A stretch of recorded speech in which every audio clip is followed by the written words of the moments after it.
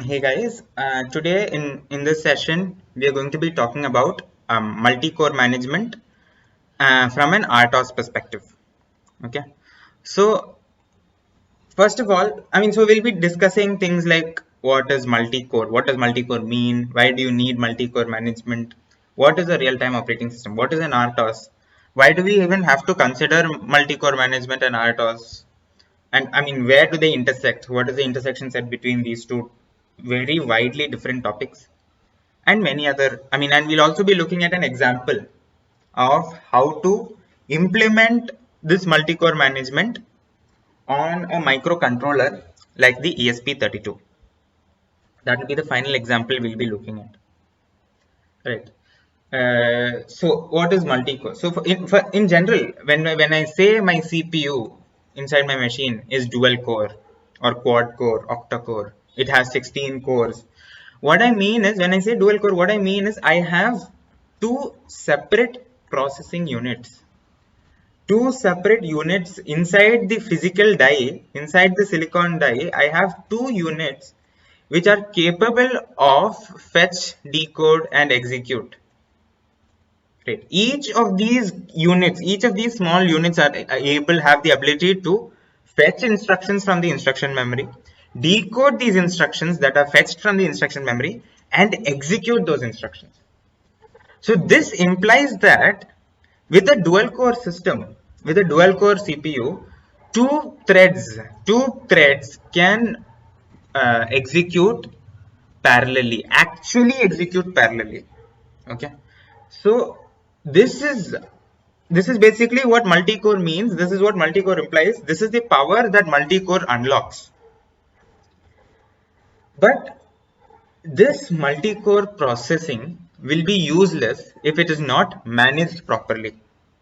When you have, say, when you have four different threads, four different processes which are waiting in the ready queue, as in four different processes which are yet to be executed, four programs, applications which are yet to be executed.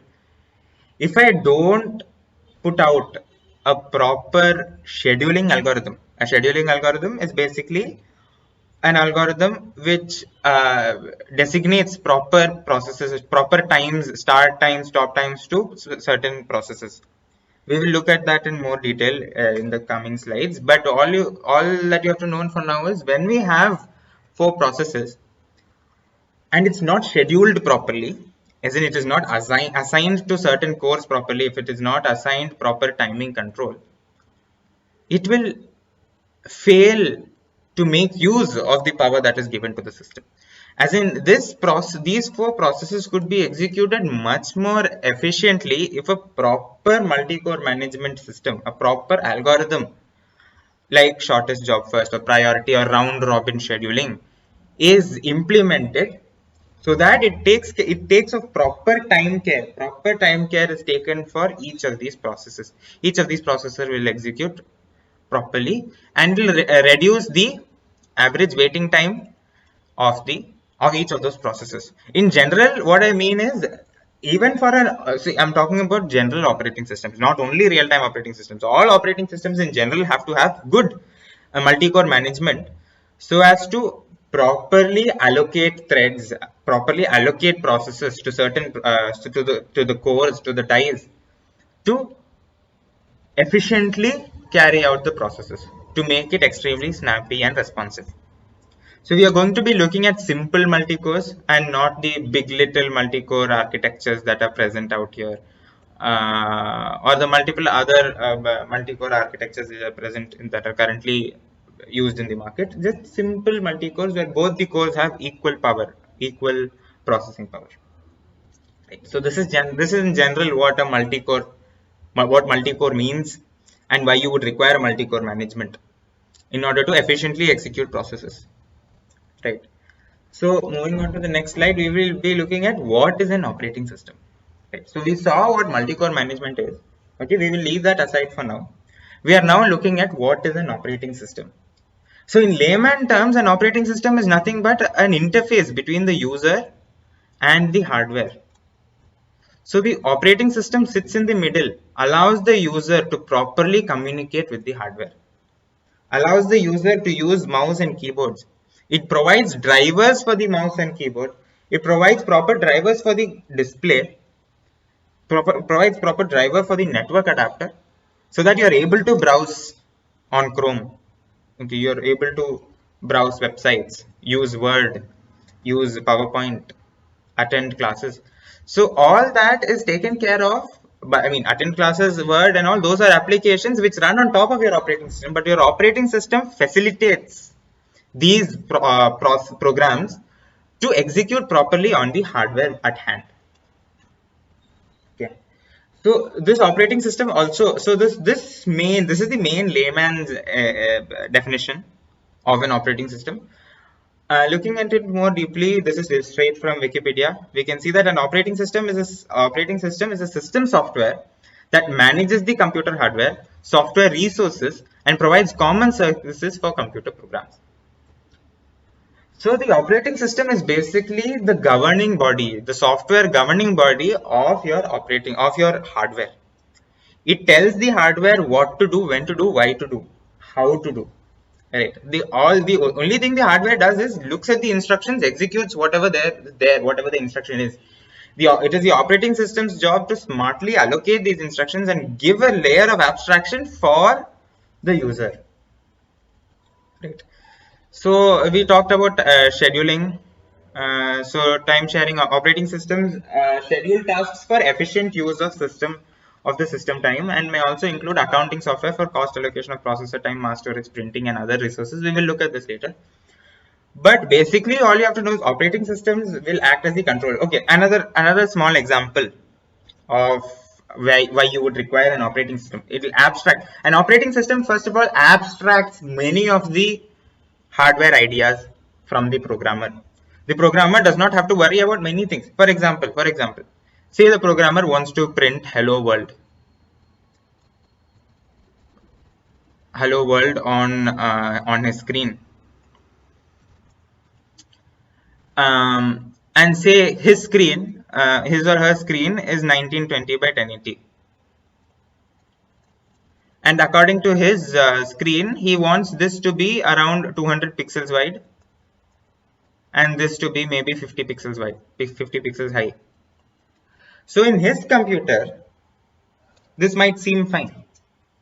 But then on another computer with say 1440p resolution, or 1920 by 1440, or some other resolution, this sort of simple uh, design, the sort of hard allocation of hard coding of the display width and height will result in problems, because how it looks on the programmer's computer will not be how it looks on another person's computer. So the operating system abstracts all this. You just have to use printf. Okay, if you're talking about C, or you have to use cout in the standard library. So your operating system abstracts all these functions, these system calls they are called, from the programmer. It allows for uniformity. So operating systems have a lot of work to do, and it is one of the main reasons that everything runs so smoothly these days. So for hardware functions, this is what I was talking about. For hardware functions such as input, output, and memory allocation, the operating system acts as an intermediary between programs and the computer hardware. The application code is usually executed directly by the hardware, but the system calls are made by the operating system. As in, system calls are made to the operating system, and operating systems receive these system calls and act accordingly. So this is the main use of an operating system: to properly schedule tasks, to provide security by giving different privilege levels. We hadn't talked about that, but it also provides security, to abstract levels from the programmer, to provide by using system, so that the programmer can use system calls to abstract and to provide a layer of abstraction for the user also. So an operating system in overall and generally speaking is a very important unit in the software side of computers, modern day computers. So this is a general operating system. This is a task of an operating system in general. So, but when we come to real-time operating systems, things change slightly. So, real-time operating systems usually, sometimes they do run on the same hardware that we are talking about, the normal hardware, but it is mostly used in embedded systems. Okay, I'll start off with the application of an RTOS. Say you have a car, the engine control unit of a car.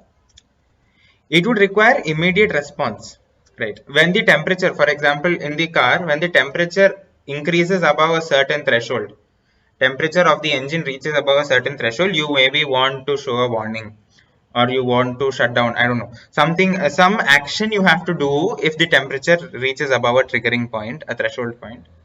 This has to immediately happen. So when the temperature, as soon as it crosses the threshold point, it should immediately perform the action. There is no point in the hardware performing the action 5 seconds after the temperature has increased. 1 minute after the temperature has increased, it is useless, it is pointless. The action has to be taken immediately.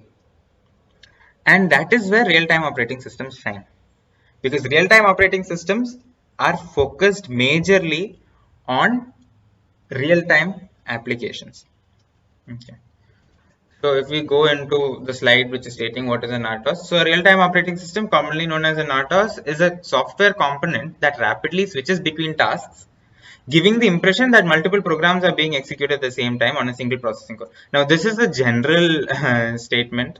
This is true not only for real-time operating systems, but it is also true for general purpose operating systems called GPOS, like Windows and Unix and all that.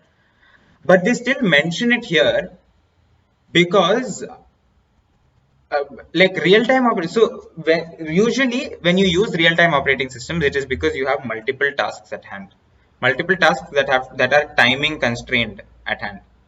So over here it is essential that you switch between tasks rapidly and execute all tasks at once by rapidly switching between them, so that you can maintain your timing constraint, and you can process all your tasks, you can actually execute all your tasks.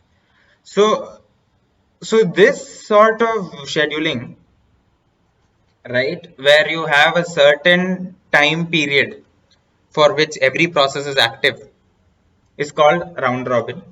We will be looking more into round robin in the next slide, but in general, so a real-time operating system and the general purpose operating system does schedule tasks like this, but real-time operating systems in particular will require a type of scheduling where it rapidly switches between multiple processes. Okay. Another thing is RTOS. The processes that are handled by RTOSs are not as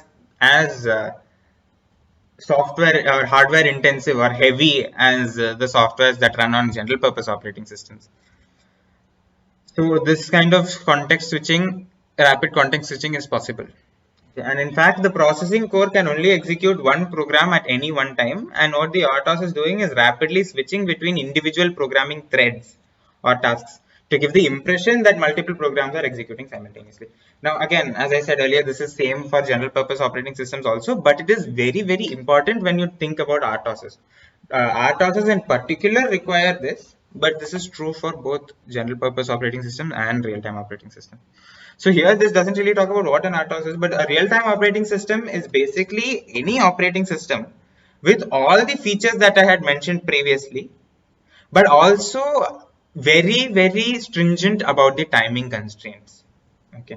A real-time operating system may not be able to run a word processor. It might not be able to run maybe a PowerPoint. It might not be able to open a browser.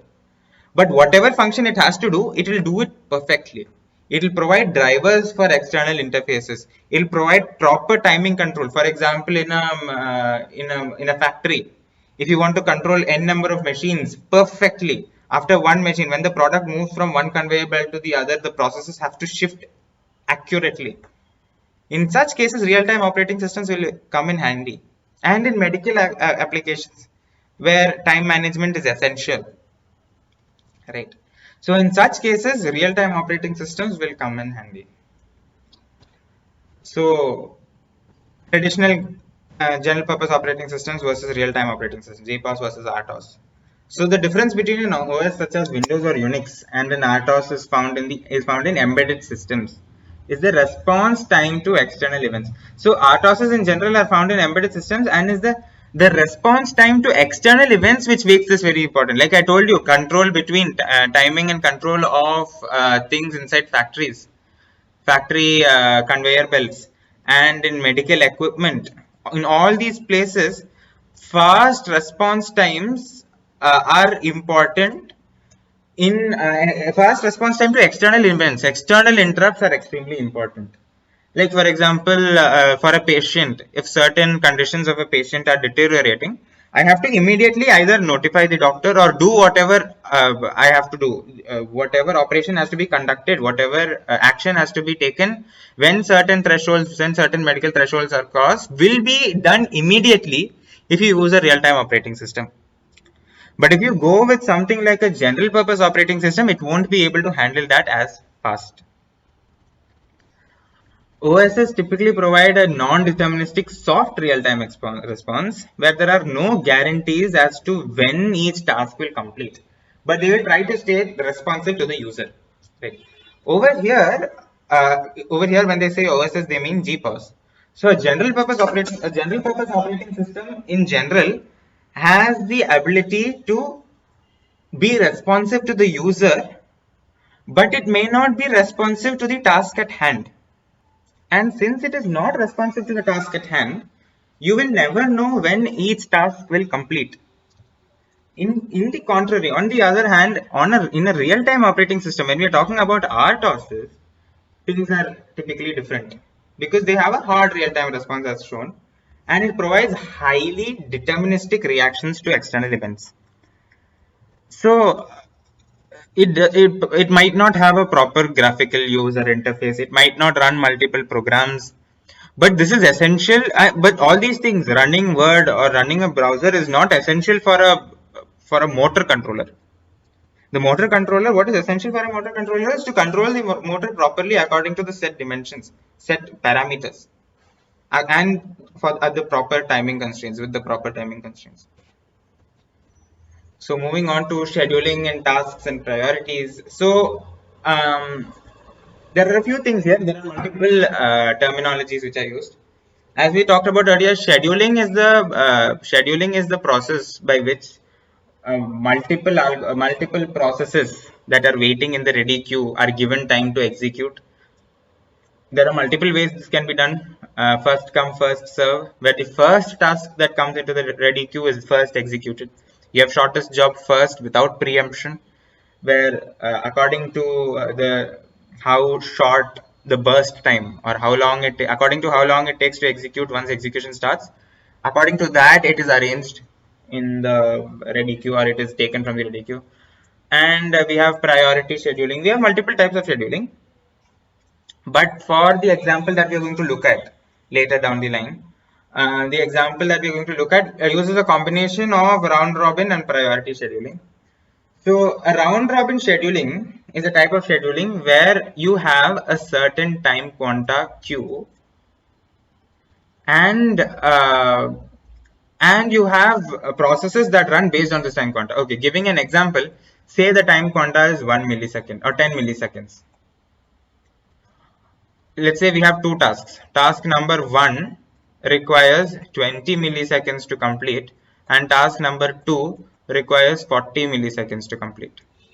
Okay, and if I draw a graph, right, where this is time and this is the starting point,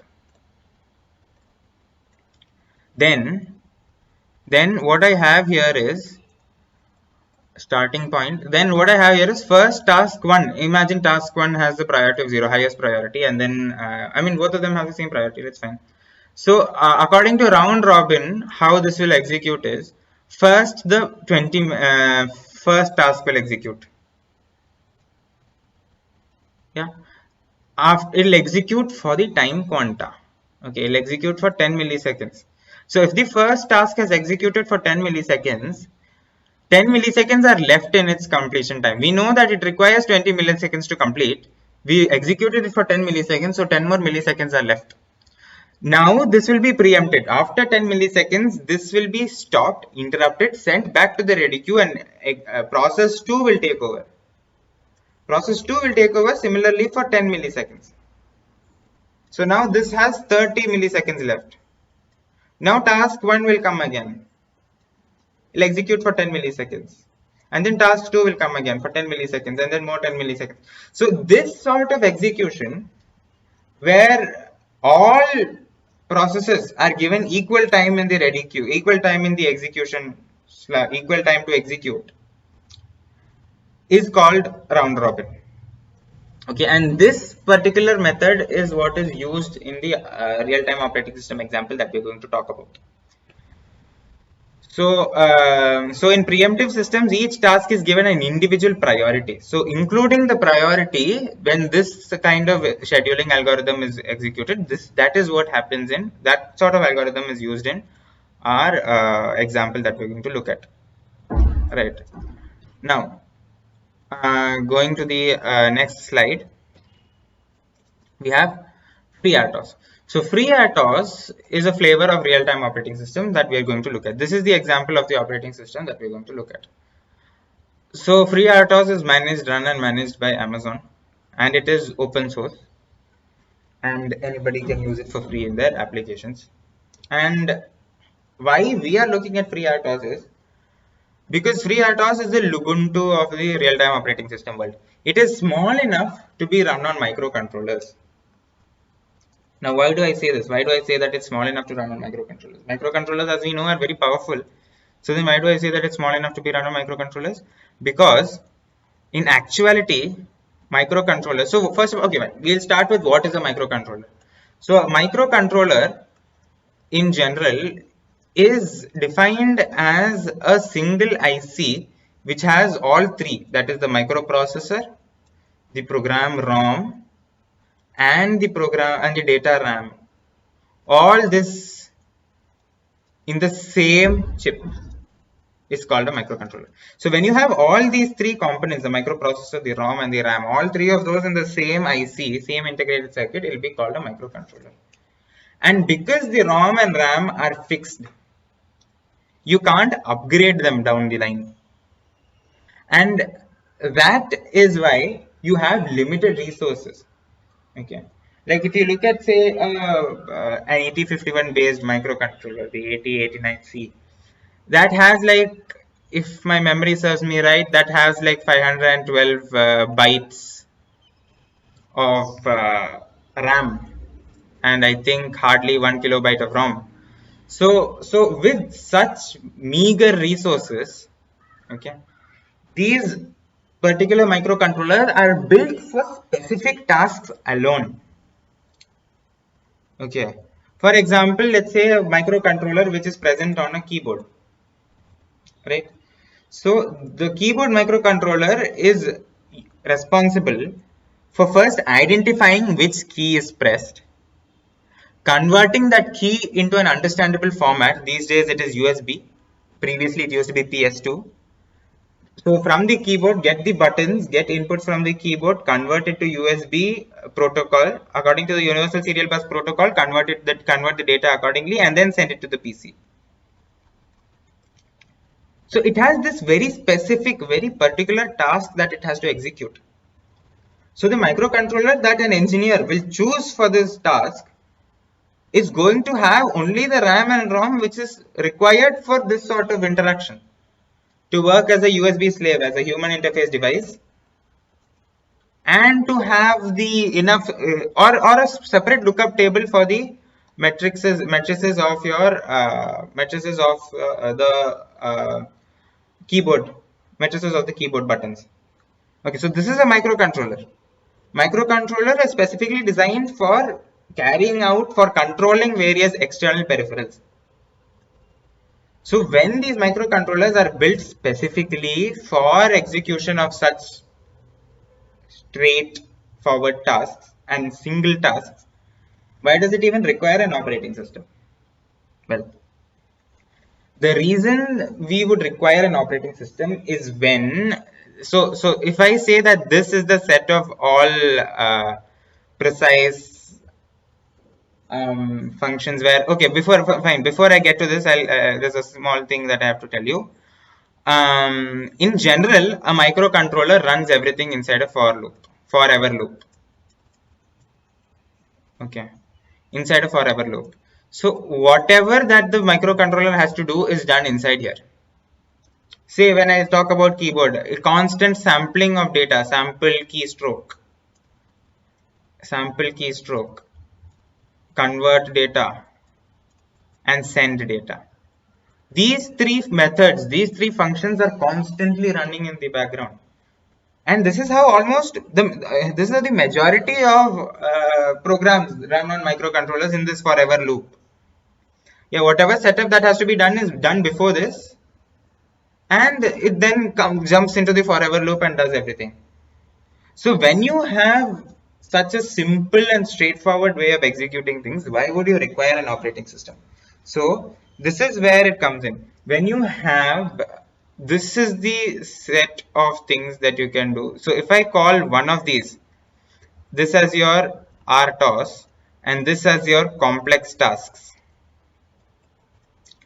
the intersection set between the real-time operating system implementations and complex task implementations. An example of complex task implementation will be real-time streaming of audio data. I will get into this example, real-time streaming of audio data. This is a very complicated thing to do. So it is highly complex, and it hence warrants the requirement of RTOS. Okay, because when I talk about real-time streaming of audio data, it should first sample the audio data. After sampling, it has to properly packetize the data. And then it has to stream it over Wi-Fi or Bluetooth. If it is using Bluetooth, it has to first convert it to A2DP, Advanced Audio Distribution Profile. So there are multiple tasks that have to be run. And further, if I want to record the audio data while streaming, it is going to be very intensive on the processor to just use for loops. So in cases like these, you would require a real-time operating system to take care of the multiple tasks at hand. Okay, right. So moving on to the next slide, we are looking at what is an ESP32. So till now we looked at RTOS, why we would require an RTOS, why a microcontroller would require an RTOS. So now looking at an ESP32, an ESP32 is basically a microcontroller which is Xtensa based. Okay, Xtensa is a RISC based microcontroller and it is dual core, which is why this is the perfect candidate for today's example. It is cheap and it is powerful. It runs at about 240 megahertz generally. It has a DMA, a direct memory access buffer, a direct memory access peripheral. So all these will be very useful in the application that I had talked about earlier, direct audio streaming. It also comes in with inbuilt Wi-Fi and Bluetooth radio. So with so much peripherals, it only makes sense that when you want to do something complicated, we would implement a real-time operating system on this, right? So what is an ESP? An ESP32 is a series of low-cost, low-power system on a chip. So this is we already talked about, and employs a 10 silica Xtensa LX6 microprocessor in both dual-core and single-core variations with built-in antenna switches, RF balloon, power amplifier, all that. So we are interested in the ESP32S1, which has both the cores, and we will look at how to use RTOS. So over here we see that it is a very powerful processor that we have here, microcontroller that we have here, right? And this SoC, so this SoC requires, I mean, in general, okay, if I go to the next slide, you will see, in general, the two cores that are here will be used as an application core and a protocol core. So when the user does not actually define the processes that are supposed to go to these two cores, they are predefined to do certain tasks. But you can actually harvest the full power of this microcontroller when you use a real-time operating system. Okay, so this is the general architecture of the ESP32 Xtensa 32 processor. So you can see these are all the peripherals that it has. It has an ADC, it has a DAC, it has a touch sensor, pulse width modulator, IR, Ethernet, CAN bus, UART bus, SD bus, I2 sound bus, I2C bus, SPI bus. So all these peripherals can be used for external communication. It has a real-time clock. It has a cryptographic hardware acceleration. It has proper PLL circuitry and PLL circuitry and RF circuitry. You see a Bluetooth baseband, Bluetooth link controller, Wi-Fi MAC address, and Wi-Fi baseband controllers. So all these together with your core memory, your dual cores and the ROM and SRAM make up your ESP32. So we are going to get straight into an example. So this is the example we are looking at. We will go directly into the code and I'll explain the code. So these first two lines that you see over here, task handle T, task 1, task 2. These are handles for the task. So once you create the task, okay, you need to be able to call the task. You need to be able to tell the task to start, or you want to assign certain parameters to the task. For that, we will need handles, and these define those handles. Okay, const int led 1 2 comma 4. Over here we are saying I am going to connect led pin to I am going to say that pin 2 and pin 4 are constants, because that is where I'm going to connect the two LEDs. So in this example, basically what we are going to do is we are going to use the RTOS principles to blink two LEDs at different rates. Okay, this will be very hard to implement using a single for loop, because usually blinking is done using delay function, and during delay your processor is not working. Yeah, your processor is basically stalling at that point. So if you want to blink two pins at various rates, you will either have to use timers or interrupts, or you'll have to be smart about how you how you toggle the pins. So over here we are going to use a real-time operating system to implement the same. So the two LEDs, we are defining the pins to be pin 2 and pin 4.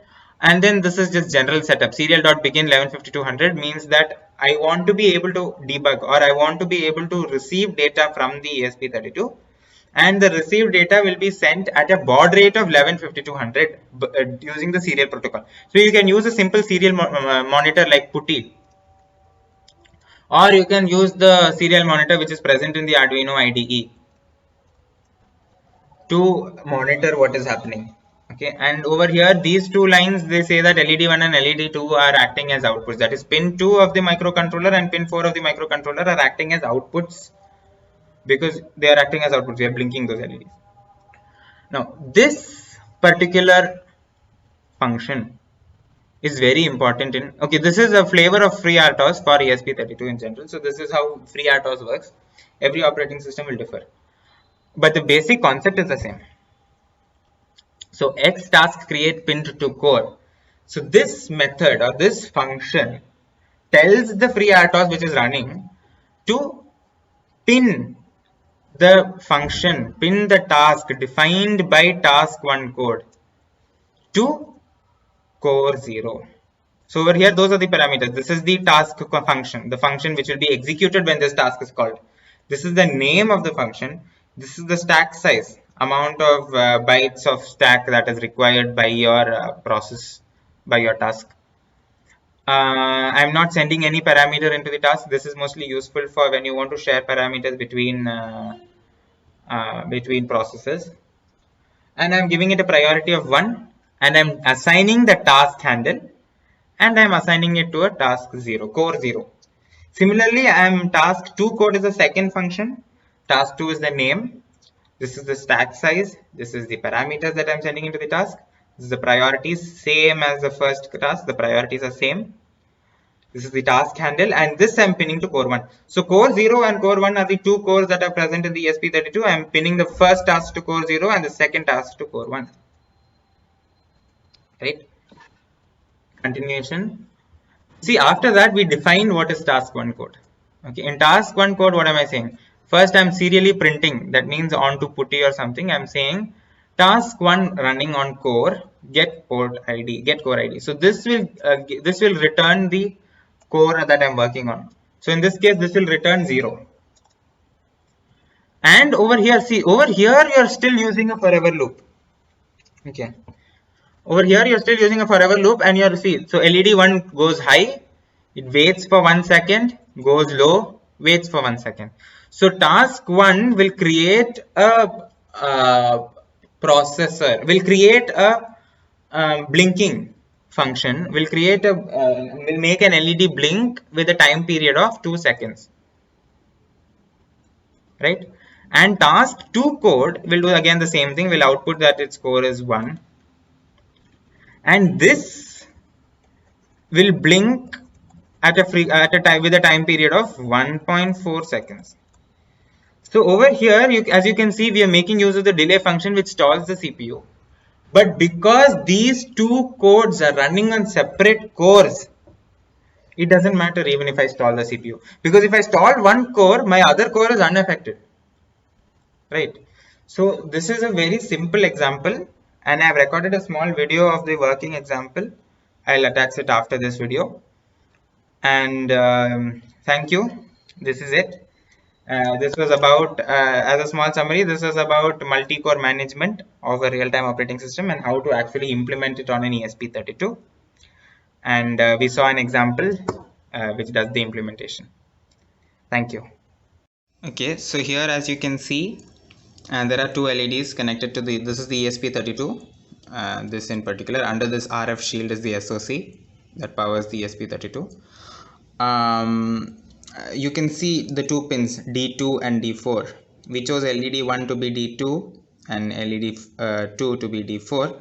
So these are the two LEDs that are connected to the ESP32. So as you can see, both of them are blinking at different rates. I mean, it is hard to judge the exact time period, but we know after looking at the code, we know that one of them is blinking at 2 Hertz and the other is blinking at 1.4 Hertz. So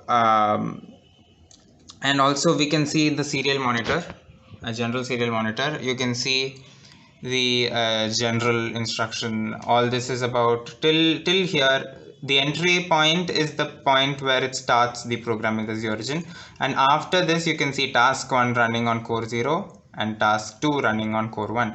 This was the two serial print lines that we had put into the code, which is telling us that my first task is actually running on the 0th core and my second task is running on the first core. So this is a simple example of implementing RTOS on a microcontroller like the ESP32.